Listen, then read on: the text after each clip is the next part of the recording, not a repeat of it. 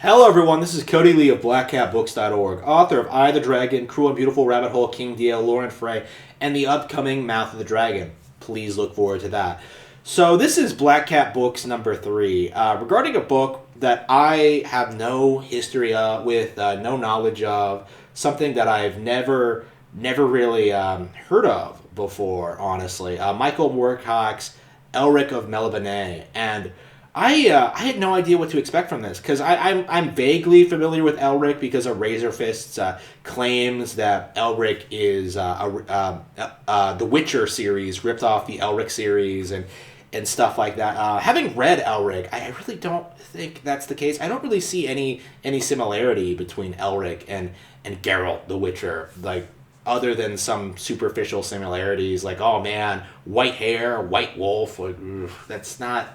That's not a fun, that's not plagiarism. It's just vaguely similar naming conventions. I don't vaguely similar themes, and that's kind of one of the things I was thinking about a lot when I was reading this, having seen Razorfist videos on the subject, where he purports this series to be like the progenitor of like dark fantasy.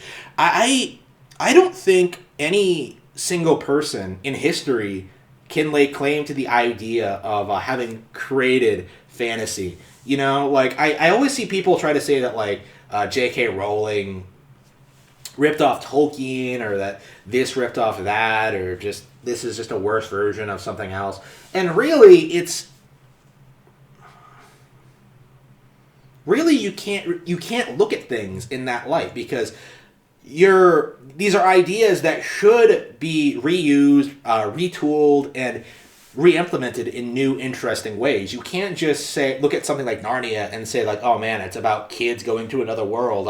I guess you can't make things about kids going to other worlds anymore because Narnia did it first. No, like I do not value originality in that way. I think it's very important to have very consistent, very concise themes that are easy to understand to a mass audience that don't necessarily...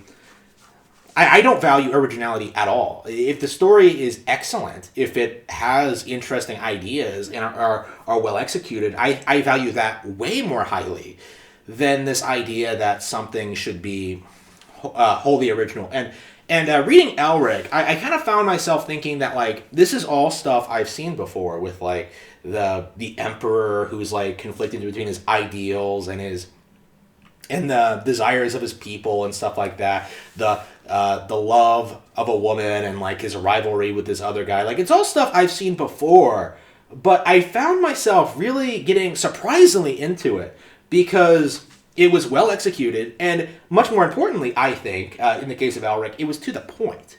Like, unlike something like Game of Thrones or most other contemporary fantasy I've been reading, like stuff like Dragon Riders of Pern, I've been reading lately, stuff like that, stuff like Dragon Riders of Pern, like Game of Thrones, stuff like that. Like, Elric does not dick around, okay? Like, it does not like spend 600 chapters building up to a battle and then just having nothing really changed for the characters. Like throughout Elric of Melibone, you see like a lot of character growth and changes, and a lot of like interesting ideas being incorporated. You see like Elric and his like rivalry with Yurkun kind of be built up, be well executed, have a conclusion, and then kind of build up to the next thing, in which Elric decides to go against tradition and forgive Yurkun for what he did to him and stuff like that, and allows him to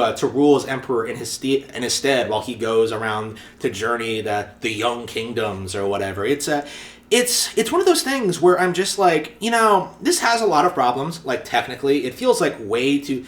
But I find it feels way too fast paced in a lot of aspects. Like you kind of wish they took some more time with their stuff with this stuff. But on the other hand, like I found it really refreshing. I found it really. I found like the ability to. I found it very easy to kind of fill in the blanks when it came to a lot of this stuff.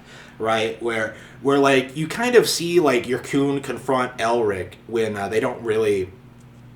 That we don't really know anything about either of the characters yet, and they have a conversation about like Elric's place in society and stuff like that, and like how your coon thinks it can be do it better. It does such a great job of like building up both characters, and I think that's what Elric.